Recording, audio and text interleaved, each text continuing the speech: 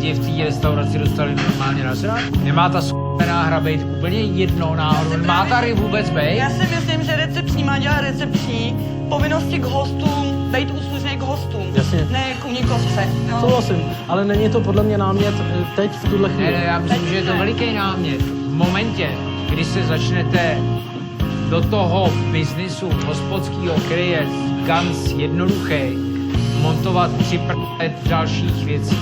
Tohle se nevyhnutelně musí stát.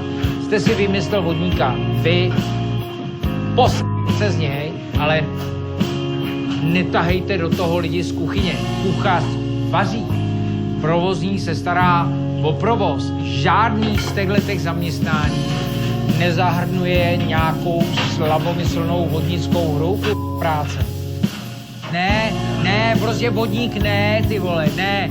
Hotel, čistý, vymydlený, krásně povlečený, usměvavý recepční.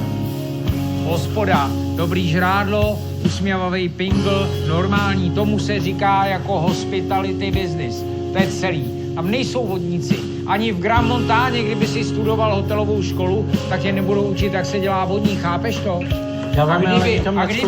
Kdyby usoudili ty lidi, který mají všech 5 pohromadě, že tam má být vodník, tak to ty lidi budou učit, ale oni to tak nevidějí, což znamená, že to tak není.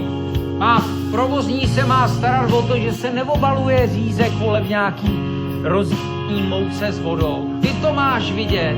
Ty nevíš, co tě stojí tvoje hospoda, ty nevíš, vole, jestli chceš být vodník, ty vole, nebo princ Bajaja, do prdele, tak si udělej v té hlavě pořádek, ty vole.